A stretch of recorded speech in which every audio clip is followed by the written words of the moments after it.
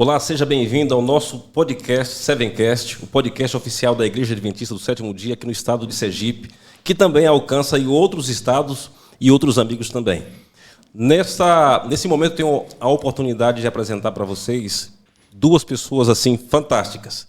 Elas são amigas da gente, têm feito um ministério brilhante e quero começar apresentando para vocês o nosso amigo e querido pastor João Batista. Pastor João Batista, tudo bem com o senhor, pastor? Olá, pastor Johnny. Muito bem, muito contente de estar com você. Esperamos que nessa tarde Deus possa se manifestar aqui com a gente para que seja um encontro nosso com as pessoas e também com Deus.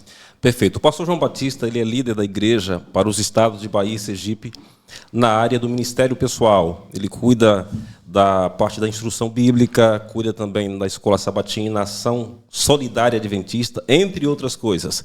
E ele tem sido assim muito abençoado e tem abençoado bastante o nosso povo aqui, principalmente o povo sergipano.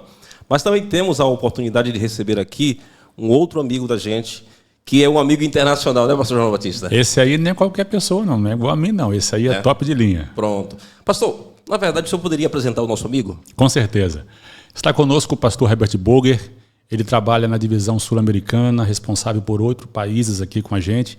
Entre outras coisas, Ministério Pessoal, ASA, e tem abençoado muito o nosso ministério aqui na região da União Leste Brasileira, em todo o Brasil, e por que não dizer toda a divisão. Pastor Boger, bem-vindo. Muito obrigado, pastor João. É uma alegria estar aqui, pastor Johnny. É muito bom podermos conversar sobre as coisas de Deus, especialmente aquilo que Ele deixou para a gente como missão, como tarefa de viver e proclamar as suas mensagens. Um privilégio estar aqui com vocês, uma alegria muito grande, que Deus possa nos abençoar para sermos uma bênção a todos aqueles que vão nos ouvir e nos assistir também.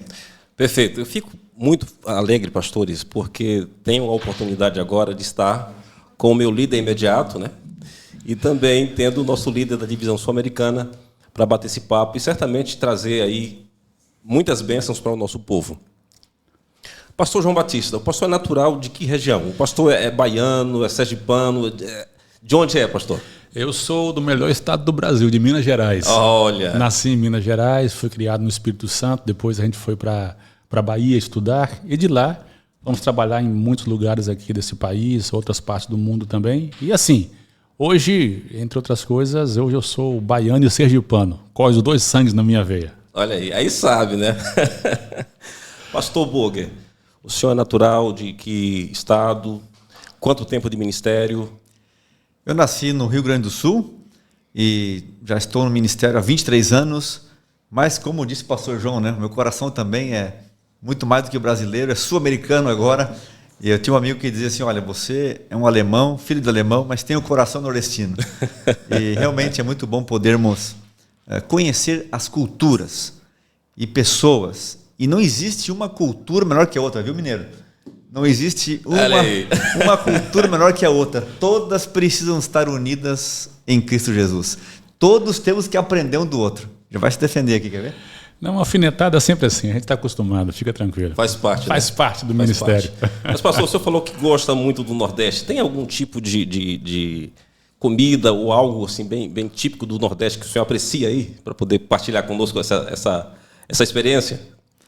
Olha só, eu tenho um coração assim e um paladar muito diversificado agora, porque como a gente trabalha na área de missão, você acaba aprendendo a gostar daquilo que as pessoas te oferecem. Então, aqui nós temos tantas coisas saborosas, né? Os sucos daqui são coisas só daqui, né? Então, tem muito suco, muita coisa gostosa, muita fruta, né? Hoje mesmo pensei, puxa, esse suco aqui de laranja tem açúcar. Não, aquela laranja é mais doce de qualquer outro lugar, né? Então, realmente, a gente tem coisas muito saborosas, mas uma das coisas que eu sempre tenho na minha casa e lembro daqui constantemente é a castanha, essa castanha de caju, que realmente é uma marca e algo tão saboroso que a gente leva dessa região e todo dia faz parte da nossa alimentação lá em Brasília também. Perfeito. Pastor Johnny, veja só, o pastor Boger falou um pouquinho aí do que ele gosta aqui no Nordeste e sul-americano, só que teve um período do ministério dele que ele trabalhou também com missionários no mundo todo. E ele tem algumas experiências assim interessantes, talvez uma pinceladinha de algumas coisas que ele experimentou, que ele vivenciou, trabalhando no mundo todo com os missionários. Então, pastor, compartilhe com a gente aí. Nós recebemos um desafio muito grande de montar projetos, abrir igrejas, atender as pessoas nas suas necessidades em regiões onde naturalmente é proibido você fazer isso como algo oficial do governo local. Então existem muitos lugares, por exemplo, quando a Bíblia fala assim, quem não deixar pai e mãe não é digno de mim, quem não deixar isso, eu penso assim, mas isso não faz sentido para mim, nunca fez sentido aqui no Brasil. Mas quando você vai para o Oriente Médio, faz todo sentido. Aqueles que aceitam a Cristo lá, tem que deixar. E deixam mesmo, e deixam profissão. Os familiares rejeitam essa pessoa, nunca mais falam com ela. Então é algo bem impactante. Nós trabalhamos no norte da África, Oriente Médio como um todo ali, e a Ásia também. Até nas Ilhas Falkland nós estabelecemos projetos missionários. E Deus abençoou tanto essas 25 famílias que nós coordenamos, selecionamos, enviamos. Eu coordenei esse projeto nos últimos 8 anos. Agora tem um novo formato. O pastor Dieter coordena esse projeto agora, juntamente com os voluntários que vão. Mas é impressionante. Algumas coisas me chamaram muito a atenção. Deus abre portas. Deus abre portas em qualquer lugar. Deus estende mesa em qualquer deserto. Deus ele fez milagres no passado. Alguns diziam assim, Boger, mas o que vai fazer uma família lá no meio do Iraque, né? Eu falei, eu não sei, não tenho a resposta, mas uma coisa eu sei, Deus usou um José, Deus usou uma Esther, usou um Daniel, para da noite para o dia mudar totalmente a história. E ele usou hoje, os missionários têm usado e continuará usando para fazer as mesmas histórias nos mesmos lugares, que no passado foi palco bíblico de tudo que nós temos na Bíblia, nessa região, alguns chamam do coração, o coração do mundo, o Oriente Médio ali fica bem no centro do planeta, né? Olhando o mapa assim, numa perspectiva. Mas hoje é proibido. Hoje é proibido você falar Jesus, pregar lá. Por lei isso não pode. Mas Deus tem feito milagres. Eu sei que aqui na região, o pequeno grupo, esse movimento, ele é muito forte. E lá, foi uma das maneiras de nós implantarmos todo o trabalho. Veja, nós temos hoje 96 igrejas nas casas, que são grupos de relacionamento, grupos de amigos, e ali a gente pode compartilhar mensagem, porque você não pode convidar pessoas na rua, você não pode fazer um programa como esse aqui, nas rádios, na internet, você não pode distribuir um livro missionário, você não pode fazer nenhum contato, é proibido por lei do país. Mas eles têm feito um projeto fantástico, orar e orar. E Deus tem mandado pessoas para a vida deles, para a casa deles, coisas que a gente nem imaginava como Deus poderia agir, e Deus tem agido. E eu fico imaginando que as mesmas estratégias que a gente usou lá, para dobrar o número de servidores, de obreiros, missionários, dobrar o número de igrejas, dobrar o número de projetos com esses missionários que estão por lá, as estratégias são as mesmas que a gente vai conversar aqui nesse podcast. Perfeito, pastor Boger. Pelo que você percebeu aí, o assunto hoje é missão na veia, né? Afinal de contas, eu estou aqui com João Batista, né? E não somente o João Batista, também o pastor Boger com essa larga experiência. Pastor, só para o nosso público compreender um pouco melhor. O senhor passou 8 anos por lá. Qual foi o projeto? Quantos missionários foram levados para aquela região? E qual era o desafio? Qual era a proposta ali? Sim. A proposta, em cada região, tinha uma realidade assim, bem específica. Nós enviamos 25 famílias. Me surpreendeu, porque quando nós vamos selecionar essas famílias, eu pensei, quem vai querer ir naturalmente para o Oriente Médio? Tinha que ter algumas características. Tinha que falar inglês fluentemente para aprender o outro idioma. Né? Vai aprender o mandarim, vai aprender o farsi, vai aprender o árabe, vai aprender tantas línguas da cada região. Falei, quem vai querer ir para lá? E nós começamos a fazer assim uma seleção bem específica. Gente que tinha uma outra profissão, além de ser um pastor, um missionário ou a esposa, que de preferência os filhos fossem pequenos, de que já tivesse vivido fora do país. Então tinha várias coisas para facilitar o processo. E nos surpreendeu que nós encontramos, chegou até minhas mãos, 130 famílias. Nós queremos ir. Falei, é para o Oriente Médio. É para um lugar que você não pode falar. É um lugar que é proibido. Você tem que trabalhar de outra maneira lá. Superou a expectativa, então? Superou. Então nós levamos 50 famílias para uma seleção, por 3 dias, para fazer entrevista com os líderes locais lá, para falar com missionários, para mostrar a realidade como ela é. Eu falei, olha, vocês têm um desafio, desanimar 25. Que desse 25 no final dessa entrevista, eu falei, nós não queremos ir. E quando acabou os 3 dias, dos 50, um me procurou e disse, olha, pastor, não é para mim. Eu entendi que não é a hora, não é para o momento. E desistiu. Eu falei, meu Senhor, tem agora 24 ainda para tirar da lista. E Deus indicou, orientou, fizemos uma comissão e escolhemos os 25 que foram. E eles estão lá por um período de 10 anos, tem mais 2 anos e meio pela frente ainda. Mas o projeto, cada região é diferente. Uns é dar suporte, outros entrar com projetos sociais, mas todos eles com projetos sociais. E um foco muito especial foi trabalhar com crianças. Essa janela é chamada janela 1040. Mas dentro dessa janela, e aqui em qualquer lugar, tem uma outra janela, que a gente chama de janela 414. O que é isso? São crianças aí de 4 até 14 anos que estão abertas ao Evangelho. Então nós colocamos ali clube de aventureiros, clube de desbravadores, projetos com a ADRA e a ASA, projetos sociais, porque a quantidade de refugiados que existem lá é impressionante. Bairros com 100 mil refugiados. Veja, lugares assim, isso em tudo que é lugar tem isso. No Iraque tem isso, na Jordânia tem refugiados, você encontra refugiados no Egito, você encontra refugiados em todos os lados, lá no Líbano. E um dos grandes projetos, escolas de idiomas, alguns têm que aprender o idioma para buscar uma condição diferente, ajuda imediata como alimentação, ajuda médica. Com a ONU e a ADRA foram colocados ali um hospital no Iraque, entre Erbil e Mossul, e esse hospital resolveu a solução de muitos problemas que haviam todos os dias ali. E Deus usou conforme as necessidades locais. Entrar com essa parte primeiro, atendendo às necessidades reais locais. E Deus foi suprindo tudo isso para depois eles perguntaram, mas quem são vocês? Eu lembro de uma ocasião, uma família muçulmana, a barraca que eles alugavam para morar, barraca de lona, ela pegou fogo, eram quase 10 pessoas naquela barraca dormindo, esperando um lugar melhor, esperando uma ponte. E a primeira coisa que nós fomos fazer lá não foi levar assim, olha, vou ler um texto para você, tudo posta aquele que fortalece, Deus vai te abençoar. Nós não fizemos nem isso. Primeiro, nós levamos a lona para cobrir a barraca que pegou fogo. Necessidade imediata. Imediata. Né? Depois não tinha roupa nenhuma, queimou tudo. Levamos roupa para essas pessoas, famílias para todo mundo. Não tinham o que comer. Alimentamos para um tempo ali, aquelas famílias todas. E depois eles perguntaram, quem são vocês? Nós explicamos. E eles disseram, não, vocês são anjos que Deus mandou. Então, veja, é assim que o Evangelho entrou lá, que entra, e é assim que ele entra aqui também. Deus manda pessoas em forma de anjos para abençoar as pessoas em qualquer lugar do mundo. Esse é o grande plano de Deus na Bíblia. De Gênesis ao Apocalipse, quando Deus chamou Abraão, ele disse, Abraão, vai e abençoa todas as famílias da terra.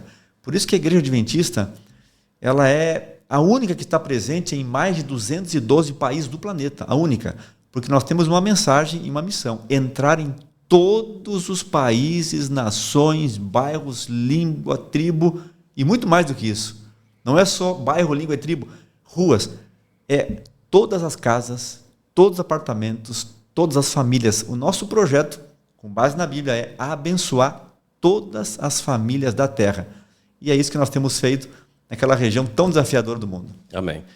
Pastor, só mais uma pergunta. Qual é o percentual de cristãos ou cristãos adventistas ali naquela região? Talvez os números tenham crescido, né? Lá para cá, tenham alterado, tenham mudado, mas assim, pastor, tem uma noção para informar para a gente hoje, para que o nosso público entenda o porquê que esse grupo foi levado, esses desafios, o investimento que a própria igreja fez, não somente, creio que na divisão sul-americana, mas de repente a igreja como igreja mundial. Né? Sim. Essa é uma pergunta muito difícil de responder, porque as pesquisas que existem hoje por lá não são assim umas pesquisas tão confiáveis, no sentido de que as pessoas não têm coragem de dizer o que são ou o que não são. Mas o que nós temos hoje de pesquisa é que cerca de 1% da população é caracterizada como cristã. Já existem outros estudiosos que falam, não, existem mais de 12 milhões de cristãos só na Turquia, que não se declaram, que estão lá, são bem raízes, bem... Enfim, mas aquilo que nós temos como declarado chega a 1% apenas. Veja, aquela região onde a gente chama de Norte da África, Oriente Médio, que é o MENA, a gente coloca assim esse nome para pegar essas duas regiões do mundo, nós temos ali 505 milhões de habitantes. E se você considerar que 1% é cristão, nós temos uma caminhada longa. O presidente da região lá falava assim, olha, nesse ritmo a gente vai levar mais de 450 anos para pregar o evangelho aqui. Mas o poder de Deus pode fazer isso em 45 dias ou até em 45 minutos, pelo poder dele. Deus pode fazer coisas incríveis e tem feito, porque aquela ali é uma região onde tudo aconteceu. Ali Moisés andou, ali Abraão andou, ali Jesus andou, ali tudo começou. E a história bíblica foi registrada naquela região. Eu creio que tem um plano especial e Deus está movendo esse plano com esses missionários heróis que estão por lá, já nesse período, fazendo a diferença para que muitas pessoas sejam abençoadas e conheçam a verdade. Agora, uma coisa impressionante. Se você me perguntar qual que é o método de conversão principal lá, hoje, cada 4 muçulmanos, se perguntar como é que você conheceu a mensagem, 3 deles conheceram por meio de sonhos.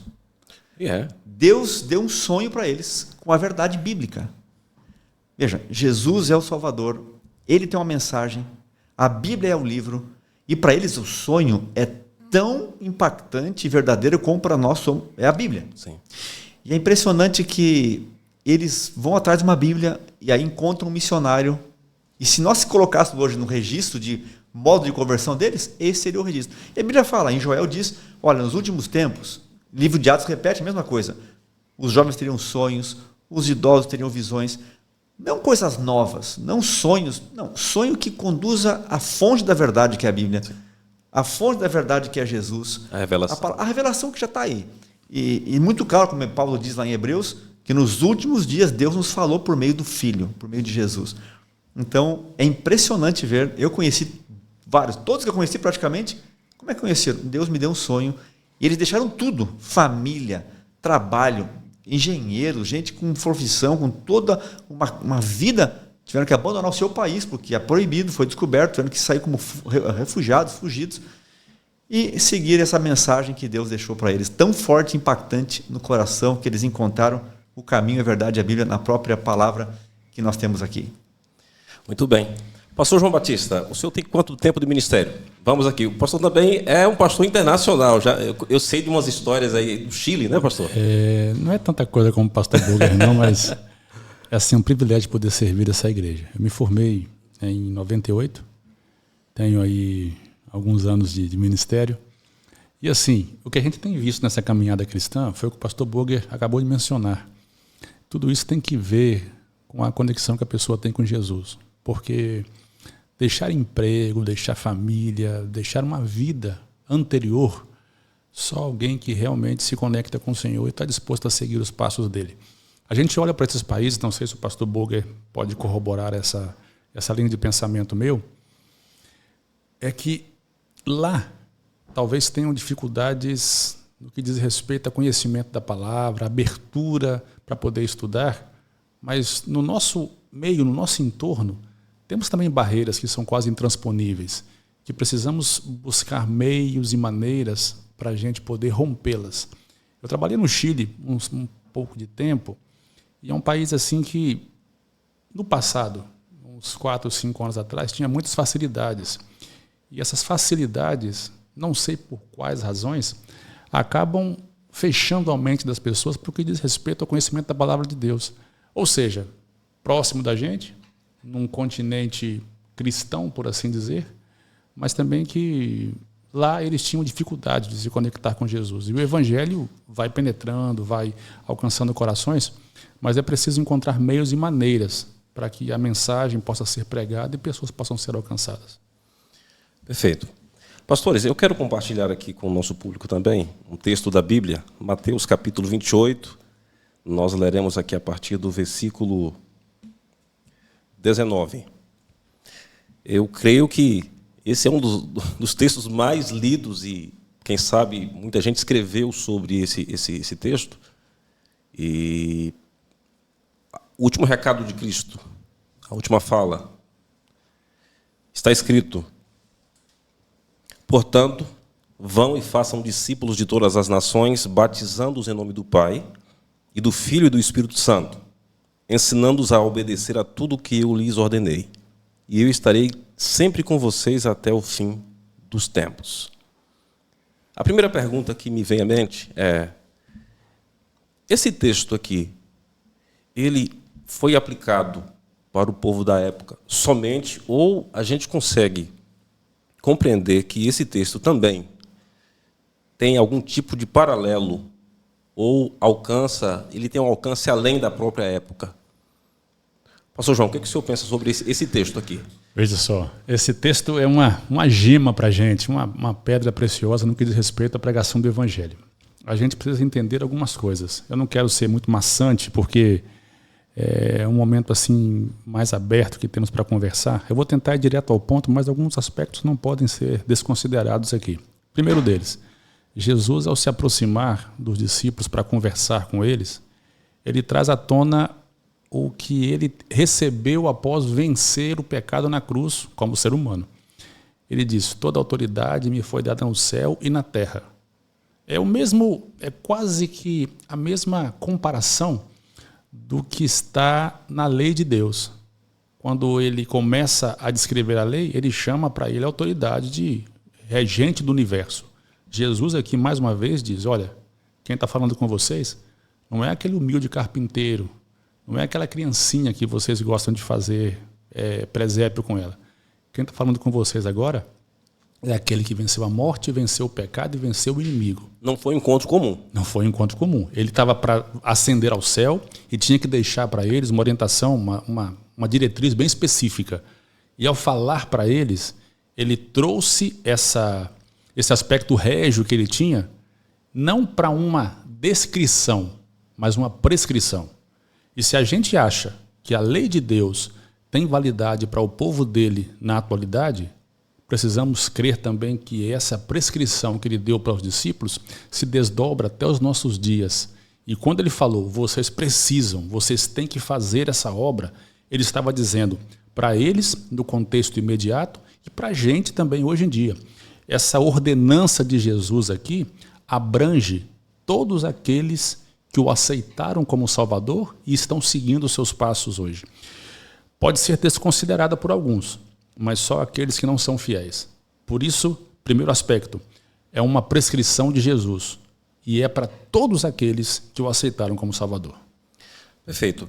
Pastor Boger, nós tivemos aqui a menção de autoridade. Em algum momento, Cristo perdeu essa autoridade e retoma agora. Por que a expressão autoridade aparece aqui? É porque ele vai conceder também a autoridade? Como é que o senhor compreende esse texto? Porque nós temos aqui os nossos missionários nos acompanhando e eles querem o que querem também, né? Queiram assim, aprender um pouco mais sobre esse aspecto. Por que a expressão autoridade aparece aqui e qual é o significado da expressão autoridade para a vida daquele que será enviado? É interessante que alguns e os próprios discípulos não compreendiam claramente toda a mensagem. Jesus, depois da sua morte, ele teve que fazer um trabalho muito pessoal. Ele teve que explicar isso para aqueles dois a caminho de Emaús. Ele teve que explicar para as mulheres mais rápido, depois na casa com todos. Ele repetiu naquele dia a mensagem dessa autoridade, do que ele veio fazer, do seu plano de salvação, a morte na cruz. Ele repetiu isso de forma individual, e aqui já está uma estratégia impressionante que ele usou, e depois reuniu numa casa. Agora, ainda assim, eles estavam ali relutando, mas quando ele fez isso, e centrou a mensagem toda nele, e no que ele veio fazer, repassando por Moisés, pelos salmos, profetas, tudo que ele havia vivido, que a Bíblia havia mencionado sobre ele no passado, e que ele veio cumprir isso, então o texto diz assim: abriu os olhos, eles entenderam. A ficha caiu. Me encanta isso. Então compreender as Escrituras. Eu fico imaginando, se isso tem a ver com o povo que andou com ele, que viu com ele e lia as Escrituras, imagina os demais e autoridades de fora e tudo. Então, depois que eles compreendem isso, então fala: olha, por que a autoridade agora é completa e plena? Porque ele cumpre na cruz o que ele veio fazer, o que as profecias apontavam para que ele faria, e agora então ele tem condição de dizer: olha, não é mais uma promessa, agora é cumprido. Ele cumpriu aquilo, agora vão vocês, e viram tudo isso, e vivenciaram isso, agora vão vocês e também façam a mesma coisa. Mas tem uma coisa interessante aqui, que é a mais incrível para mim nesse processo todo. O texto diz, eu estarei com vocês. Vocês não vão estar sozinhos. Quando você quer ter a companhia de Cristo, ao falar dele para outras pessoas, abrir a Bíblia falando sobre Jesus, você tem a companhia de Jesus. Os anjos vão na frente, o Espírito Santo é que abranda os corações, e Deus está ali para interceder e ouvir. Porque veja, assim como aqui está o Pai, Filho e Espírito Santo, nós temos então essa autoridade não por causa de nós, porque Jesus cumpriu isso, mas porque nós vamos amparados. Veja, os anjos vão à frente. Então, por isso que a gente sempre ora para ir até a casa de alguém, para abrir a Bíblia e ensinar a palavra. A gente, antes de chegar lá, Senhor, manda os teus anjos na frente, que teu Espírito vá com a gente. O Senhor prometeu que estaria lá. O Pai, Deus, Ele prometeu que ouviria as orações.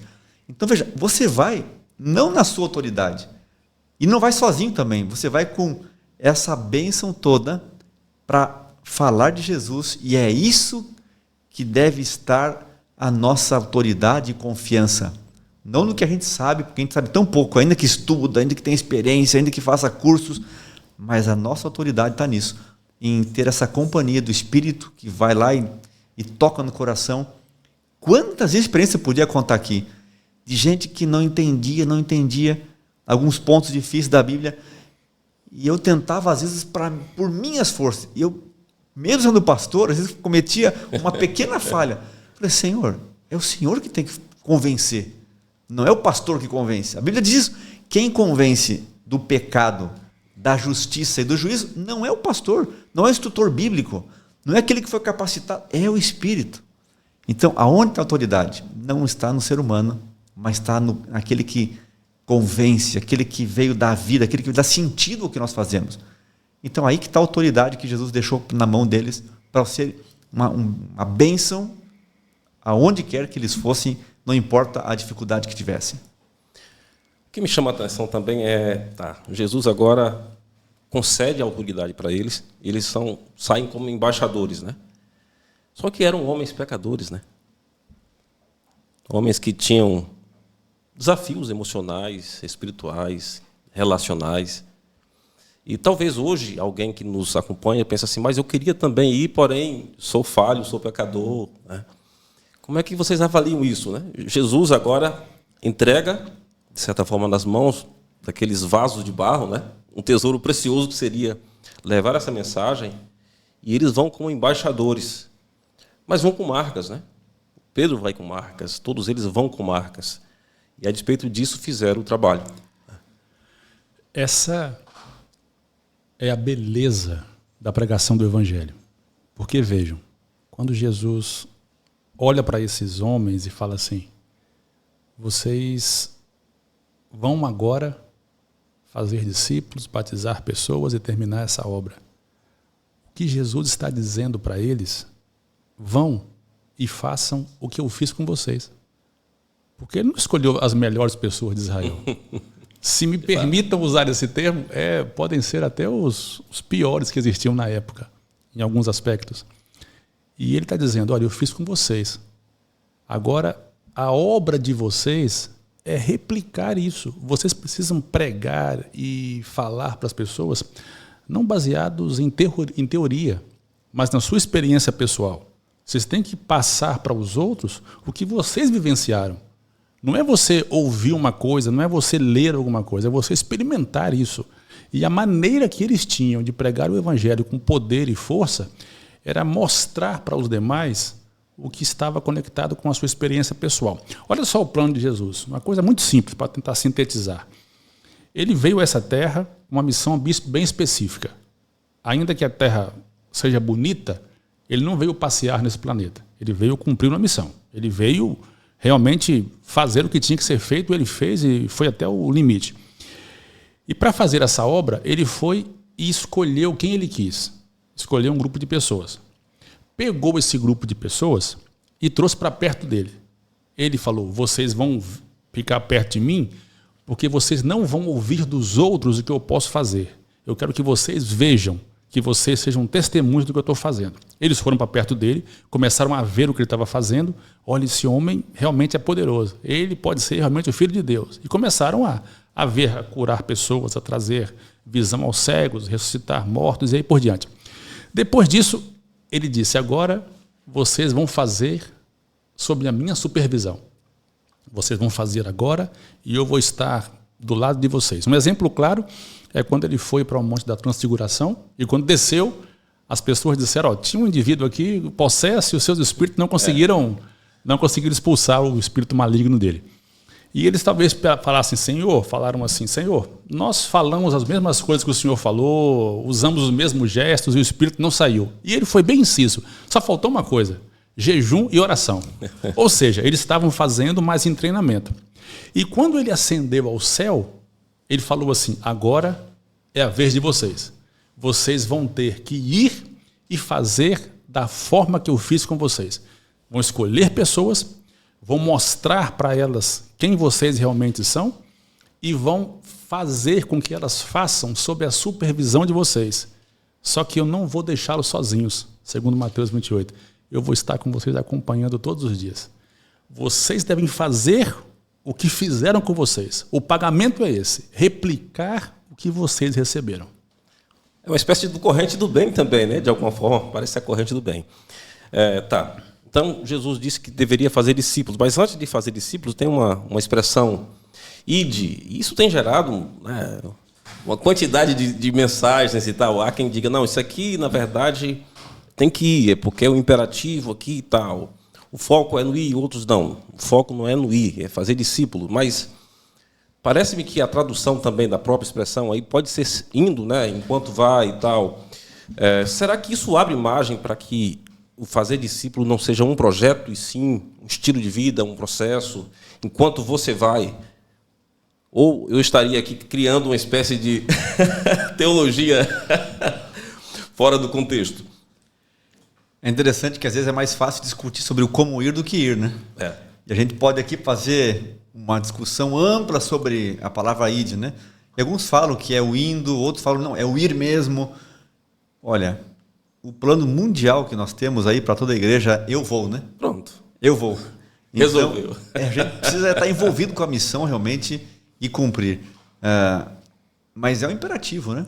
Não assim, olha, quem sabe, se você tiver vontade, se você sentir no coração que deve ir, você vá. Não é assim. E interessante que Deus sempre chamou pessoas chaves na Bíblia, na história, pessoas que não queriam ir, pessoas que não se sentiam capazes de ir. A grande parte das pessoas coloca a excusa de que não é capacitada. E eu já ouvi programas como esse aqui, gente dizendo, olha, primeiro você tem que se preparar 2 a 3 anos, tem que conhecer a Bíblia de ponta a ponta, tem que fazer cursos, estudar os textos complicados da Bíblia. Olha, por outro lado, eu já vi pessoas que têm várias dificuldades, inclusive não sabem nem ler, e que fazem a obra de Deus, porque, como eu disse antes, não é a minha capacitação que vai fazer a diferença, é o poder de Deus que atua. Então, Deus chama qualquer pessoa, mas eu não tenho o dom para fazer isso. Se a pessoa pedir o dom, se a pessoa pedir o dom para dar um curso bíblico, Deus vai dar esse dom. Então, alguns falam assim, mas, pastor, nem todos têm essa capacitação. É verdade, mas todos que necessitarem dessa capacitação de ir fazer discípulos, Deus vai dar essa capacitação. Pastor Johnny, pastor Burger, vejam, eu assim, sem tentar tirar a beleza do que está envolto no texto bíblico, porque é muito profundo, eu faço uma análise assim muito contextual e muito odierna no que diz respeito a analisar o termo ir. Primeiro, o imperativo. Todo mundo tem que ir. E a irmã White nos diz que aqueles que se unirem em concerto perpétuo com o Senhor estão sob obrigação de trabalhar com Ele na pregação do Evangelho. Ou seja, não é voluntário. Não é voluntário nem é opcional, é obrigação, é o imperativo.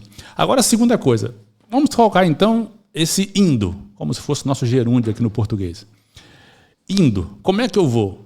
Alguns vão de carro, outros vão de moto, outros vão de bicicleta, outros vão de patins, outros vão a pé, outros vão de cadeira de rodas, outros vão de muletas. Pelo menos 7 maneiras de ir. A verdade é, não importa o modo que eu vou. eu tenho que ir, eu tenho que fazer alguma coisa. Se é com um curso bíblico online, se é presencial, se é com uma dupla missionária, se é numa classe bíblica, se é... Não sei que maneira vai ser. A ordem é, eu tenho que sair do ponto de estagnação e tenho que ir, tenho que fazer alguma coisa. E quando eu vou, do jeito que eu vou discipulando, eu vou ensinando a Bíblia para alguém, eu vou trabalhando com as pessoas. A complicação é que a gente pondera muito sobre como eu vou, quando eu vou, por que eu vou, e enquanto perde esse tempo de sair e fazer alguma coisa do jeito que eu posso fazer, muitas pessoas acabam perdendo a oportunidade de conhecer a Jesus e se encontrar com Ele. A gente precisa sair da ociosidade, todos nós, de alguma forma, e encontrar esse ponto de inflexão que nos impulsiona a fazer a vontade de Deus, a trabalhar para Ele, a nos envolver realmente nesse ir.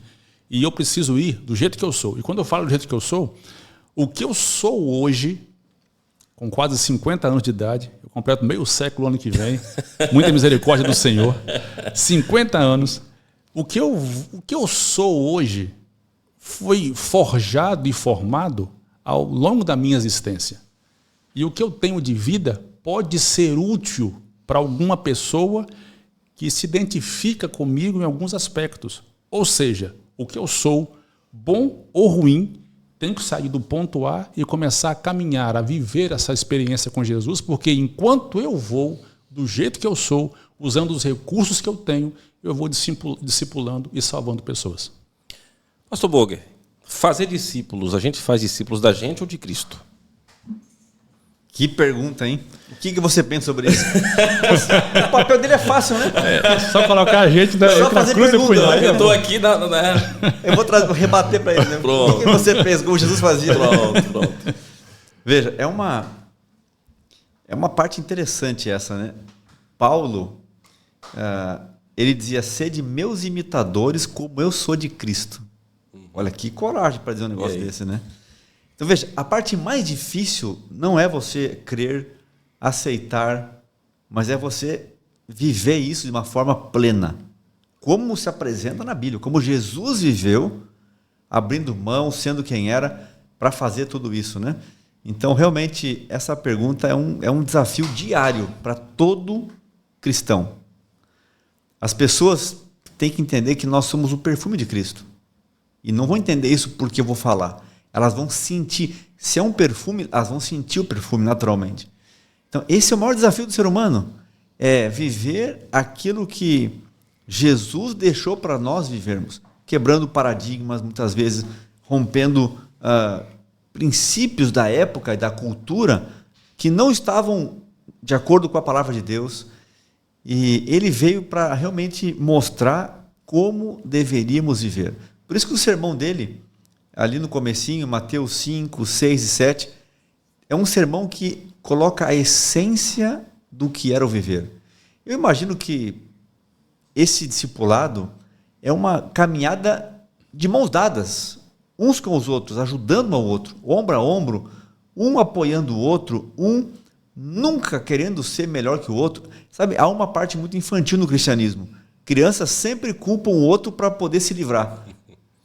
Quando está ali filhos ou crianças, e tem tanto cristão que parece que não amadureceu ainda é uma criança espiritual, porque às vezes fica na esfera do julgamento, da crítica, da acusação. Isso são anões espirituais, não chegaram à estatura de Cristo, não são semelhantes a Cristo ainda, porque estão no mundo de olhar o outro e não a si mesmo. Então, quando todo mundo olhar para Cristo, por isso que o casamento é perfeito. Tá, os dois só vão estar perfeitos quando, num triângulo em que cada um está numa ponta e Cristo no meio, eles vão estar unidos em Cristo. Aí está perfeito. Ou seja, todos nós precisamos ir olhar para Jesus. E nessa caminhada, apoiar um ao outro. Eu gosto da instrução que Deus deu a Abraão, quando disse, olha, abençoe as famílias da terra. E Abraão, quem te abençoar, eu vou abençoar. Mas quem te amaldiçoar, eu vou cuidar dele. Eu vou amaldiçoar. Então, veja, a parte negativa não é nossa. A nossa é abençoar um ao outro. Abençoar as pessoas. Ajudar as pessoas. Olhar para Cristo. E nessa caminhada, olhando para Cristo, todos vão aprender direto da fonte, beber da fonte de água viva, ouvindo da fonte de água viva, andando com Ele. O próprio Jesus disse, para nós sermos discípulos, o que ele falou? Venham comigo e eu vos farei pescadores de homens. Venham comigo. Ou seja, é um convite para a época, mas também para todos nós hoje. Ou seja, temos que ser exemplos de vida, mas nunca realmente ao ponto de que deixemos que as pessoas olhem direto na fonte, olhando para Jesus, e juntos crescermos nessa caminhada do discipulado. Perfeito. Essa pergunta que você fez para o pastor Boger, que ele respondeu muito sabiamente, ele é bom de perguntar, né? Ainda bem que ele é bom de responder, porque senão nós estávamos aqui numa situação complexa. Quando o pastor Boger toca nesse assunto de que Jesus veio a essa terra para salvar as pessoas, a gente tem que entender que o cristianismo não é uma vida de estrelato, e sim de serviço. E quando Jesus diz para eles, vocês agora vão replicar o que eu fiz com vocês, é em todos os aspectos. Porque eu não faço discípulo para mim. Eu posso cantar bem, posso falar bem, posso ser o que for nessa terra. Mas eu sou apenas uma ponte para conectar a pessoa com Jesus. E o dia que eu esquecer que eu sou essa ponte, é provável que a pessoa tenha uma grande experiência comigo, mas não com Jesus. Que eu seja o foco da vida dela. Só que eu não tenho condição de salvar ninguém, nem a mim mesmo. Como que eu posso ser referência para os outros? Por isso que quando falamos de discipulado, nós somos apenas um recurso para ser usado por Deus, para que tomemos a pessoa e a coloquemos frente a frente com Jesus, para que ela tome as suas decisões. Perfeito. E Deus não divide a sua glória, né? Não divide. Não divide. Não divide a sua glória e, de fato, ele tem o porquê não dividi-la. Pastor João, quem foi a pessoa que abriu a palavra para o senhor? Você recorda? Recordo. Eu não fui um indivíduo fácil de ser convertido. Não parece, né, pastor? Não parece. Eu sou uma pessoa assim com um alto índice de acessibilidade, então não foi fácil. O nome dele é Edson, ele já descansa no Senhor, faleceu num acidente. Eu fui, pastor Boger e pastor Johnny, fruto de uma semana de evangelismo de Semana Santa. Uau. Eu fui assistir alguns dias e quando assisti aquela semana, eles tomaram meu nome, foi numa escola que eu havia estudado há um tempo antes, fizeram uma semana lá, eu fui assistir as palestras, a programação e foram me visitar em casa após a semana. Me ofereceram um curso bíblico, ele estudou comigo por um período significativo e aqui estou eu. E veja só, e o interessante, depois que a gente começou a assistir à igreja, aceitou a Jesus, tomou a decisão de se entregar a Ele, a gente se tornou amigo bem íntimo mesmo. E eu era dupla missionária depois, olha só, já me instruiu, eu trabalhava com ele. E um dia ele falou para mim assim, eu me arrepiei quando ele me contou. Ele foi um dia na minha casa e eu me ofereci para ir sábado com ele na igreja. E ele se assustou, mas aceitou, me levou na igreja no sábado e assim aconteceu. Ele me confidenciou que aquele dia ele ia dizer para mim que não dava mais para avançar com o curso bíblico. Ele se sentia um pouco desinteressado com o assunto. Ou seja, se Deus não tivesse apertado o botão para que eu me oferecesse, é provável que eu não estivesse aqui hoje, sonhando e esperando a volta do Senhor Jesus. Por isso que as pessoas são importantes. Hoje ele não está mais entre a gente, mas as marcas que estão no meu coração, a partir do que ele me ensinou, do que ele transmitiu para mim, eu espero que me acompanhe pela eternidade. Perfeito. Pastor Boger, eu não conheço a história do senhor, mas o senhor recorda de alguém que também teve um papel fundamental aí no processo da sua tomada de decisão, né, por servir a Jesus, seguir a Cristo? A gente sempre tem alguém, né? O pastor João mencionou alguém aqui e, de repente, o senhor também tem alguém que queira mencionar um nome, de repente, né?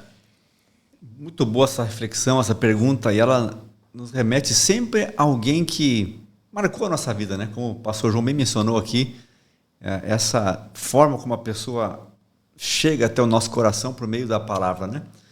Eu tive uma classe bíblica com um grupo de desbravadores da igreja. Quando eu tinha ali meus 8, 9 anos, já estava ali muito interessado e participava já daquela classe bíblica. Mas, na verdade, um pastor que marcou muito a minha vida na infância, o pastor Alberto Tim, ele era pastor da igreja e ele é primo da minha mãe e acabou tendo assim um convívio mais próximo. E eu gostava de ouvi-lo, de aprender dele. E eu lembro que eu dizia assim, olha, quando crescer, eu quero ser igual o pastor Tim, né? Eu queria ser igual a ele. Então, até a roupa. Falei, mãe, compra uma roupa. A roupa que ele usava, o terno que ele usava, a cor, o estilo, eu queria ter parecida, a mesma. E aquilo assim era tão impactante para mim, aquela referência. Ele me levava para ir para alguma atividade junto com a igreja e estava sempre perto. E aquilo realmente são momentos da minha infância ali com 8 até os 10 anos que marcaram muito, né? Eu fico imaginando a influência de pessoas, né? Até a roupa, aquilo que fazia, aquilo que agia, como que era. Eu queria, quando pequenininho, eu queria fazer semelhante também. Esse foi o impacto na minha vida. Eu fico imaginando, todos nós temos alguém que marcou a nossa vida, né? Agora, o que nós temos que entender nesse contexto todo aqui é que nós precisamos estar constantemente fazendo o mesmo na vida de alguém. Eu gosto da expressão que a mensageira do Senhor utiliza, Ellen White, que nós somos elos. Elos. Aqui na Bíblia Missionária, tem exatamente esse texto. O meu legado na grande comissão. Está aqui o texto que a gente está estudando. Sim. Aqui está o indo, o fazendo, o batizando, ensinando. E espaço para colocar nomes. Como se fossem elos. E aqui tem um texto que diz assim, aquele que se torna um filho de Deus deve, daí em diante, considerar-se um elo na corrente lançada para salvar o mundo, um com Cristo em seu plano de misericórdia, indo com ele buscar e salvar o perdido. Ou seja, Jesus é o primeiro elo, e todos que se conectam a ele, o primeiro que conectou, conecta o segundo, o terceiro, o quarto, conectou a mim. Agora, o que não pode é pessoas por aí, se você fizer essa pergunta na rua, quem foi a pessoa que te trouxe a Cristo? E a pessoa dizer assim, não, eu não sou de Cristo. Nenhuma pessoa me trouxe a Cristo. Aqui é fácil responder. Eu poderia fazer a pergunta para você também. Sim. Quem é a pessoa que marcou a sua vida? Certamente tem alguém. Sim. Agora, se nós perguntarmos para um ambiente, ou pessoas que nos assistem aqui agora, alguém já marcou a sua vida? Alguém já levou a palavra até você? As pessoas que não têm essa resposta, aí é que está o ponto da nossa missão. Aí que está o ponto da nossa atividade aqui, focando na missão. Se essas pessoas não respondem, e existem muitas, a gente se espanta, mas, por exemplo, um dos países que a gente trabalhou, na Mongólia. A Mongólia é um lugar de frio extremo, um inverno rigoroso, 40 graus abaixo de zero, por 7 meses. Mas isso não é o pior da Mongólia, apesar de ser terrível, né? Uhum. Lá as pessoas nunca, as crianças, adolescentes, nunca tinham escutado a palavra Jesus, o nome Jesus. Eu fiquei imaginando, como nunca escutaram? Nunca. E quando elas vêm participar da escola que foi implantada lá, a escola adventista, quando temos ali um clube de aventureiros agora, de desbravadores, e elas cantam, participam com camiseta escrita assim, Jesus, bem grande. Elas não só estão na camiseta a palavra Jesus, mas elas compreenderam, conheceram. Agora, o que nos preocupa hoje são as pessoas que não podem responder essa pergunta que a gente respondeu agora. Perfeito. Pastor João, o senhor disse que teve alguém que marcou a sua vida. Você recorda da vida de alguém que você marcou? Tentar falar disso sem demagogia é um pouco complexo. Por isso que eu vou omitir o nome para não me encher muito de egoísmo aqui e achar que eu sou alguma coisa. Mas assim, olho para trás e vejo pessoas que ainda não conheciam a Jesus e hoje estão seguindo os passos dele. Vejo pessoas que estão servindo na causa do mestre, como missionários, como pastor, que em algum momento tiveram um contato com a gente. Eu descarto qualquer glória para mim nesse processo. Mas assim, o que eu fico feliz é que, de alguma forma, Deus consegue usar um elemento tão inexpressivo como eu para abençoar a vida de alguém. E se me permitem 5 minutos, fazer a analogia aqui com o processo de transformação do carvão para o diamante. A matéria-prima do diamante é o carvão. E existem alguns fatores que estão envolvidos nessa transformação, além de ser um período longo de tempo, a pressão atmosférica, entre outras coisas. Mas uma coisa que eu tiro do carvão, que eu julgo que é muito importante, é que é um processo de transformação inigualável e irreversível. Inigualável porque você olha para um pedaço de carvão e para um pedaço de diamante, você vê a diferença contrastante entre eles e o valor que eles têm. Mas, em teoria, qualquer carvão pode se tornar diamante. Mas um diamante nunca volta a ser carvão. Você pode moer, pode jogar fora, pode pisotear. O processo é irreversível. E quando alguém se conecta tanto com Jesus, de alguma forma, ele vai se transformar em algo melhor. Eu não julgo que eu sou um diamante. Talvez uma pedrinha de quartzo aí no processo, alguma coisa... um rutilozinho. É uma coisinha assim. Mas a verdade é que quando nós somos impactados por alguém e quando impactamos alguém e inicia esse processo de transformação, a vida nunca mais volta a ser a mesma. E é isso que temos que buscar na caminhada cristã. Porque quando Jesus fala, vocês têm que fazer isso, é porque aconteceu alguma coisa conosco. Ele não falou para todo mundo. Ele falou para pessoas que o haviam recebido, que haviam entregue a vida na mão dele e agora estavam dispostas a fazer a mesma coisa. E ele disse, vocês têm que fazer isso. Tem muita coisa para ser feita, mas essa é a prioridade. Porque é isso que vai salvar as pessoas. Porque vocês estão nesse processo, porque alguém, eu, no caso Jesus, tomou o tempo de estar com vocês. Agora, repliquem, façam isso com outra pessoa. E a gente olha para trás e vê algumas pessoas. Só que o pastor Boger faz menção de algo importante, que talvez muitas pessoas passaram pela minha vida e eu não consegui iniciar o processo com elas. E talvez, se algum dia perguntarem para elas, não terão condição de responder. Existem muitas pessoas, muita gente, que talvez pudesse responder essa pergunta usando o meu nome, mas talvez não respondam, porque naquele momento eu perdi a oportunidade. E quantos mais estão aí nesse mundo carecendo de pessoas que mostrem para ele o real significado da vida, apresenta a pessoa de Jesus. Ok. Fazer discípulo é fácil. Eu começo aqui a imaginar Jesus trazendo o grupo para si. Temperamentos diferentes. Desejos diferentes, né? Imagino até que eles tinham entre si as panelinhas, né? A maneira de... as preferências, né? Não é diferente hoje, né? É uma tarefa possível. Mas como é que vocês avaliam aí, pastores, senhores pastores, a questão aí da... Vamos lá. A gente tem um preconceito que é uma barreira hoje, independente de qual seja o tipo de preconceito. Como é que eu vou trazer para o meu lado alguém que eu já crio sobre ele, já tenho um conceito formado? Né? Como é que fica essa situação de trazer para o lado, associar, relacionar-se, fazer discípulo, sem ter a visão efetivamente de Cristo no processo?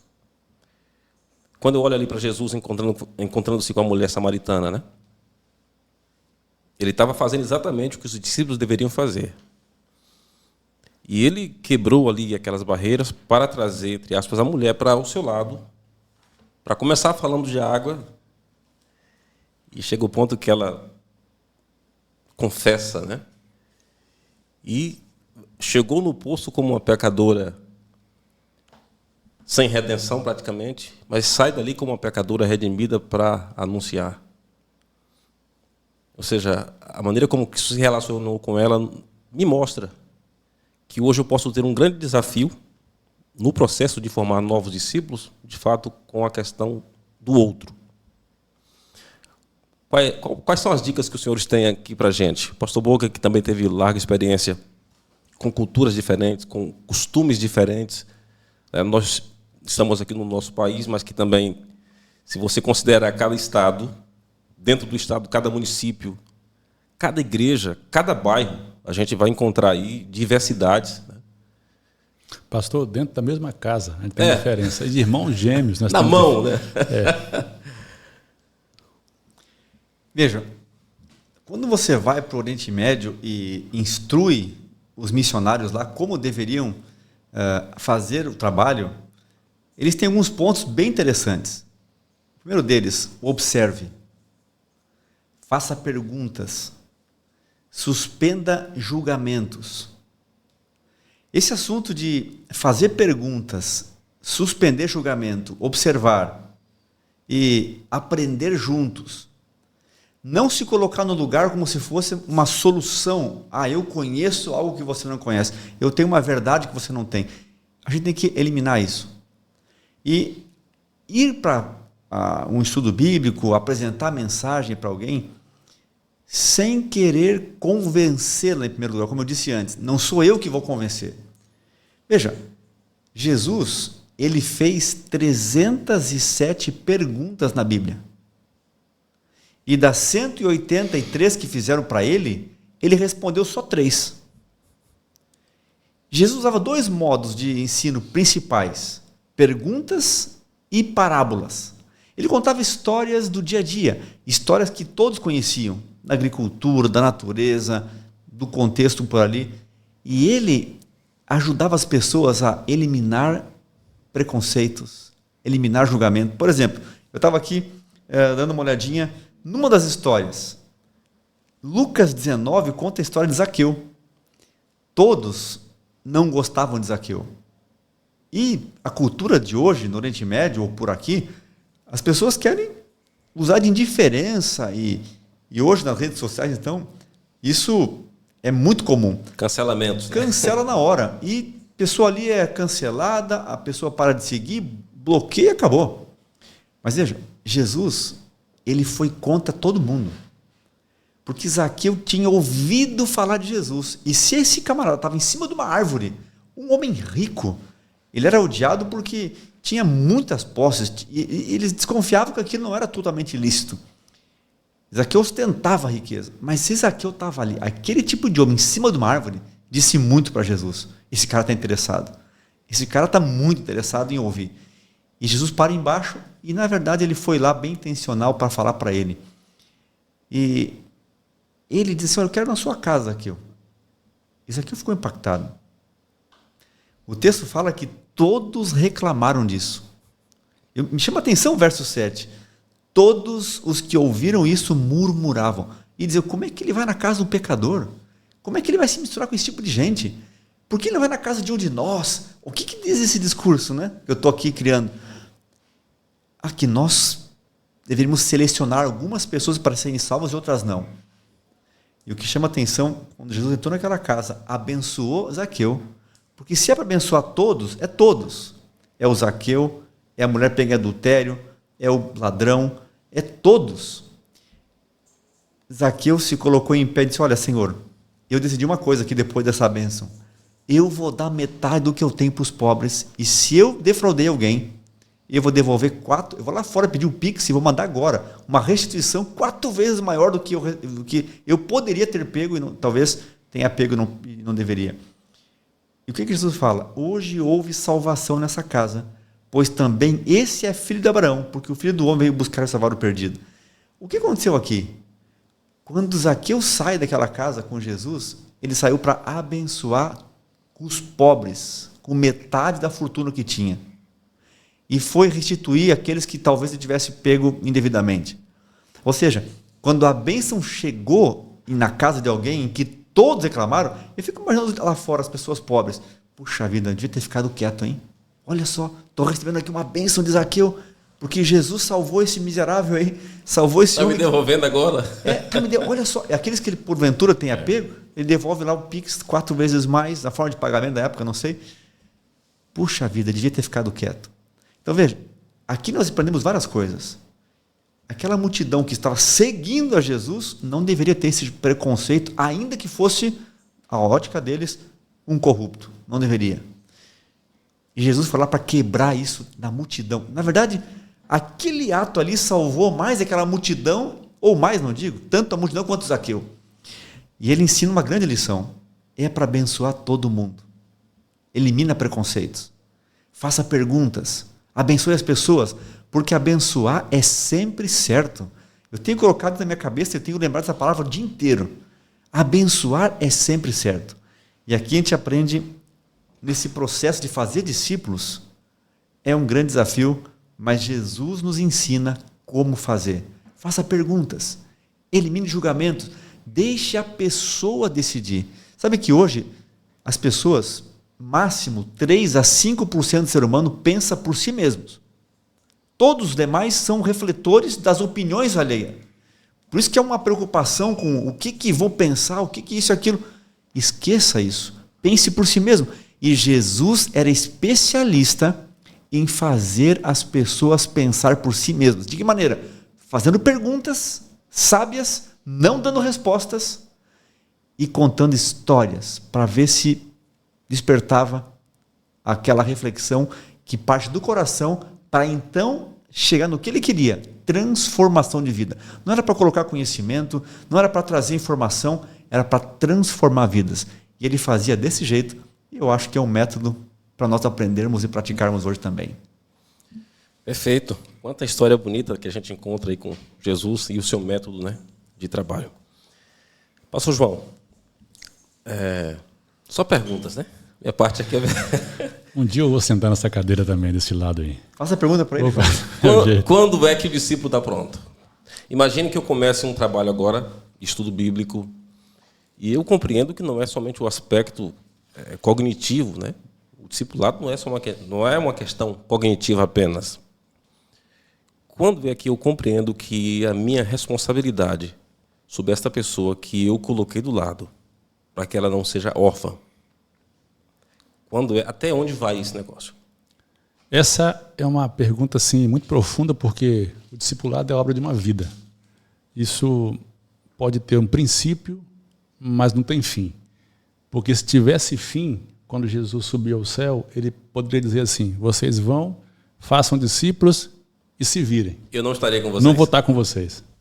Então, ele falou: vocês vão e façam porque eu vou estar com vocês, porque discipulado é a obra de uma vida. Não termina nunca.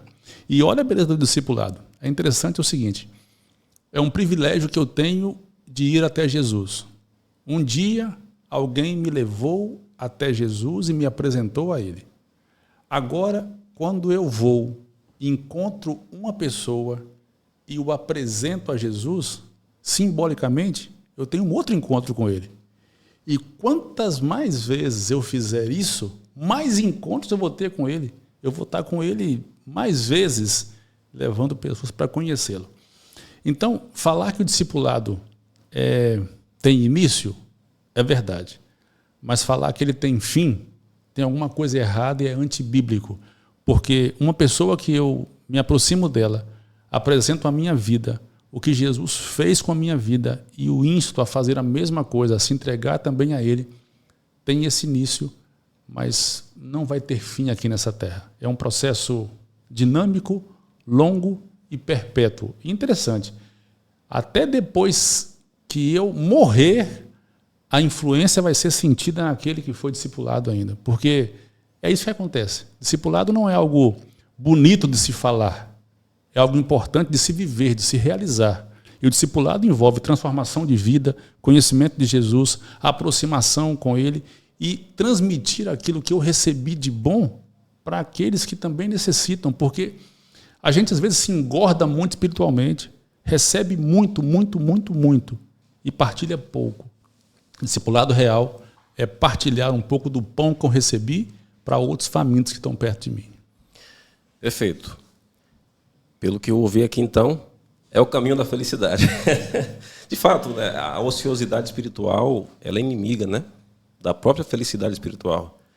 Ellen White comenta isso, que Adão e Eva foram criados, embora estivessem num ambiente de perfeição, receberam atribuições para que a utilidade pudesse conceder ali a sensação da felicidade.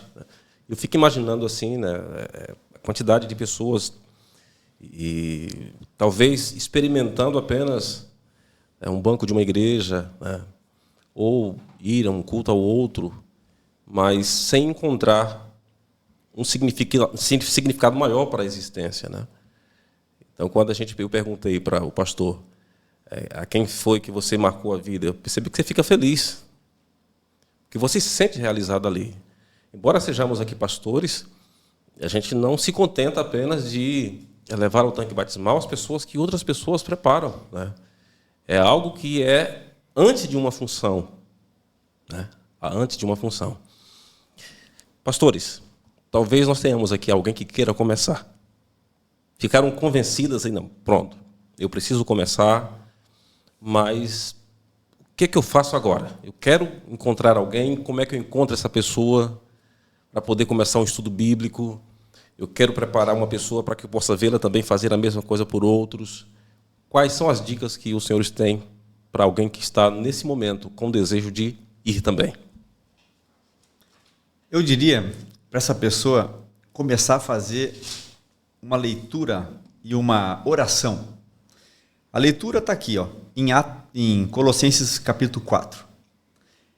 Aqui, Colossenses 4 fala o seguinte: você vai orar, vigiar, vai perseverar em oração e Deus vai abrir uma porta para falar de Cristo para alguém. Veja, o trabalho não é nosso, o trabalho é de Deus. Se você orar, perseverar, Ele abre portas e coloca alguém no caminho. E quando Ele coloca alguém no caminho, e a gente tem visto histórias incríveis, hoje a Novo Tempo tem aí 1,5 milhão de alunos, mais ainda, tem feito um movimento grandioso, pessoas sedentas pela palavra. Deus vai colocar alguém no caminho.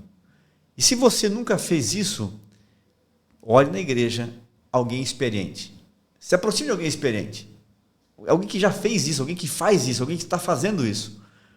E ainda mais, você tem uma ferramenta fantástica. A Bíblia Missionária tem aqui um curso bíblico atrás, com as perguntas e já com as respostas. E se você quer mais ainda, no início de cada estudo tem aqui um QR Code com o pastor que faz a introdução, conta uma história real que aconteceu, coloca o tema. Tem aqui uma história bíblica, uma reflexão para abrir a conversa.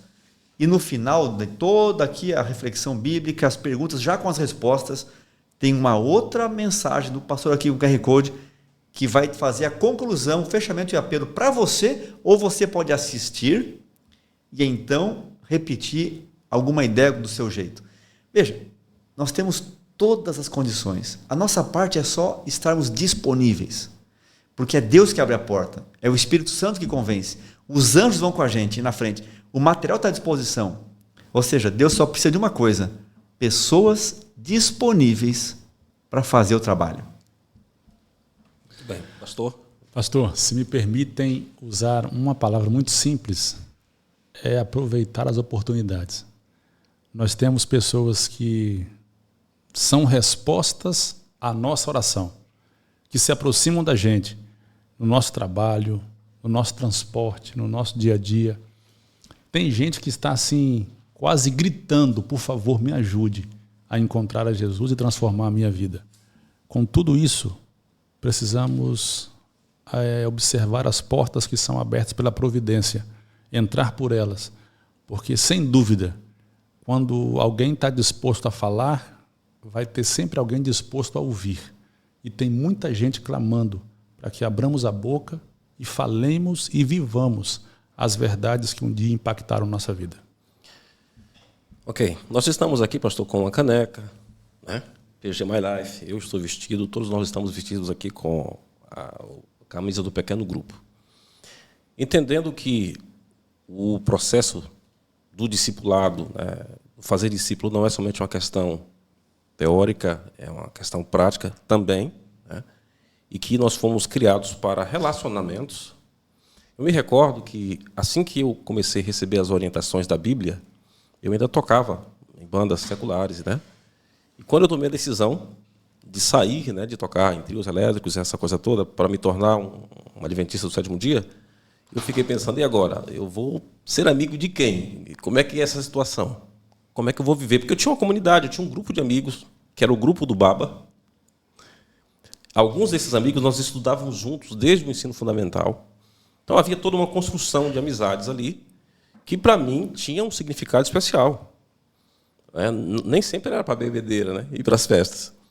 Ao ir para um novo círculo de relacionamentos, que é a igreja, eu me preocupava. E agora? Vou me sentir um peixe fora d'água? E, de fato, eu conheci, na época, um grupo de pessoas, dentre eles um ancião chamado Daniel. Não me esqueço, ele foi meu instrutor bíblico por um bom tempo também. Recebi vários estudos, dei trabalho também, né? E ele, chegando o período junino, batizei em maio. Maio vem junho, junho tem festa, e quem toca, né? Ele disse assim, cara, eu vou cuidar de você. Eu preciso procurar uma forma de agregar você num retiro, de levar um violão para você tocar. E me colocou do lado, literalmente, né? E me levou para um pouco mais distante de alguns desafios que eu não tinha como enfrentar sozinho, pelo pouco tempo que tinha, né? E o curioso é que ele sempre dizia assim, não, Johnny, eu estou contigo. Recordo também que, assim que eu cheguei, né, houve um comentário de alguém que disse assim, cara, esse cara não vai nada, esse cara não quer nada com a vida, esse cara toca em banda, irmão, esse cara vai batizar hoje e depois vazar, sumir no radar, né? E Daniel dizia assim, Daniel e outros mais, se depender de mim, ele não sai. No que depender de mim, ele permanece firme. E o curioso é que ele e mais algumas pessoas me acompanharam em todo esse processo. Quando eu tomei a decisão para cursar teologia, ele disse assim, Johnny, vai. No que depender de mim, vai dar tudo certo. Antes mesmo, né, me colocaram como líder de música da igreja. Meu Deus, como é que eu vou agora? Saí recentemente, né, do trio elétrico para ir para o púlpito da igreja. Ele disse, não, Johnny, vai dar certo, estou com você. Líder jovem, Johnny, eu estou com você. Ancião da igreja, 3º ano, ele, Johnny, eu te ensino. Então, assim, eu tive esta pessoa que não somente me levou para um grupo de amigos, e a gente tinha o nosso pequeno grupo, né? Mas também me colocou do lado e me ajudou nesse processo, sempre dizendo assim, olha, vai, você consegue. Então, como é que vocês avaliam, né, essa comunidade que a gente chama de pequeno grupo, onde o indivíduo ele pode ser contado, notado e anotado, né? Ele está presente. O que isso significa para o processo do discipulado?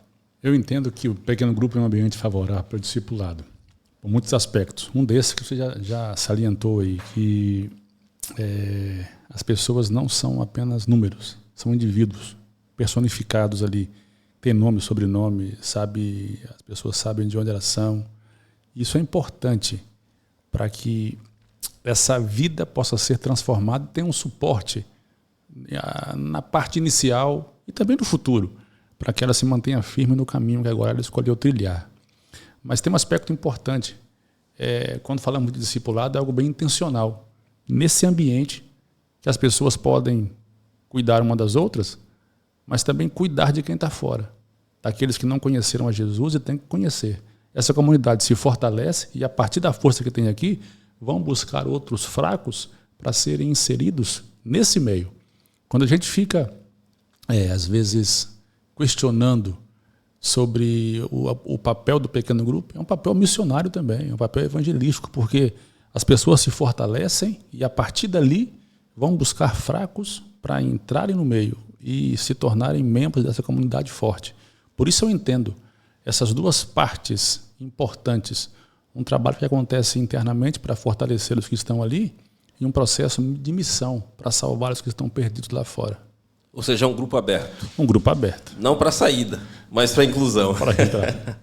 Pastor Bogue, como é que o senhor destaca também a importância, né, desse tipo de, não digo de estratégia, mas de maneira de viver em comunidade? O que já foi dito aqui, eu queria só acrescentar mais um detalhezinho interessante, um outro contraponto. As pessoas, quando saem da igreja, uma das razões principais é porque não tinham um grupo de amigos. Veja, aqui você tem essa solução. Um grupo real de amigos, né?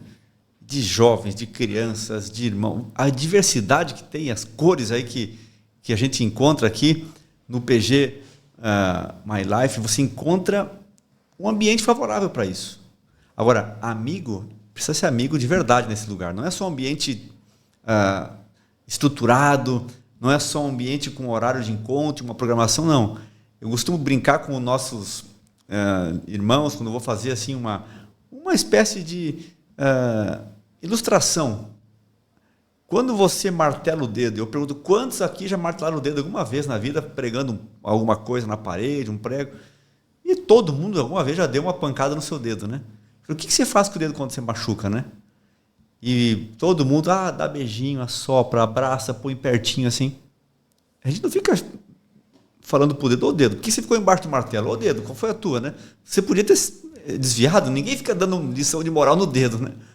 Mas todo mundo abraça, dá beijinho, acolhe. Para mim, o PG é esse ambiente. As pessoas levam pancadas da vida. De diversas maneiras. É alguém que perdeu uma pessoa que amava, é uma situação de saúde, é uma situação de emprego, é uma crise existencial, é uma doença, é uma depressão, é tanta coisa. Vai nesse ambiente. Um ambiente que as pessoas não estão dando lá simplesmente uma receita espiritual, teórica, mas estão lá pegando essa teoria e colocando na prática, abraçando, acolhendo, trazendo para perto e ajudando, se alegrando com as vitórias e chorando com os desafios. É um ambiente para abraçar, é para amar aquele que foi golpeado pela vida de forma que acontece por aí. Então eu vejo esses dois aspectos muito importantes. Se as pessoas saem por falta de amigos, o PG é a solução. E também um ambiente acolhedor para ajudarmos uns aos outros na caminhada cristã rumo ao céu. Muito bem. Pastor João Batista, obrigado pela participação. Eu sei que o pastor fez aí um esforço monumental para estar conosco hoje. E a gratidão da gente aqui no nosso campo, né, da Missão Sergipe. A gente agradece de coração pelo esforço e pela dedicação e o carinho com quem tem nos cuidado nos últimos dias para cá. Os últimos dias, porque eu digo assim, eu estou aqui há pouco tempo, então, dos últimos para cá. O privilégio é nosso, pastor, de estar com você, por abrir esse espaço para conversarmos sobre esse tema tão importante que é discipulado, cumprimento da missão, um pequeno grupo. E um abraço também para os nossos colegas aí dos demais campos aqui da União Leste, nossos irmãos, os nossos missionários, que ao ouvir essas palavras que dissemos aqui, talvez tome algumas delas para que você se torne realmente aquele que vai ser protagonista nessa parte final da história e levar pessoas aos pés de Jesus. Muito obrigado, pastor. Deus abençoe. Continue dando força e poder no seu ministério. Amém. Pastor Boger, também aqui a nossa gratidão. Fico muito feliz de recebê-lo no nosso campo, né? E sei que o pastor tem uma agenda aí lotada, com muitos compromissos, mas dedicou um tempo especial aqui para Sergipe. Tá? Sergipe agradece a sua passagem por aqui e a sua participação, pastor. Eu agradeço também muito. É sempre bom poder conhecer a igreja em vários lugares. Nós temos hoje quase 30 mil igrejas na América do Sul. São 88 missões, associações como essa aqui, que envolve aí essa região aqui de Sergipe. E eu fico muito feliz. Sou um privilegiado em poder conhecer tantas pessoas, a família de Deus, nossos irmãos e irmãs em Cristo. Isso é realmente um privilégio muito grande que Deus coloca para mim, poder andar mais e ver tanta coisa bonita. E ter a certeza de que a tecnologia, por meio desse programa, pode alcançar e continuar alcançando, como disse o pastor João, né? Alguma palavra, algum texto, alguma coisa que, por meio disso, tocou o coração. Deus trouxe uma mensagem para você, que realmente isso sirva de forma para que todos nós, juntos, possamos abençoar todas as famílias da terra. Amém. E você? Tudo que era necessário para que a missão acontecesse já foi disponibilizado. O próprio Jesus veio aqui e morreu, e antes de morrer ele nos ensinou como fazer. O que falta para você experimentar, provar e ver? Às vezes a gente ouve histórias lindas, né, como essas daqui, e a gente vibra, mas Deus quer que você tenha o seu próprio provar e ver.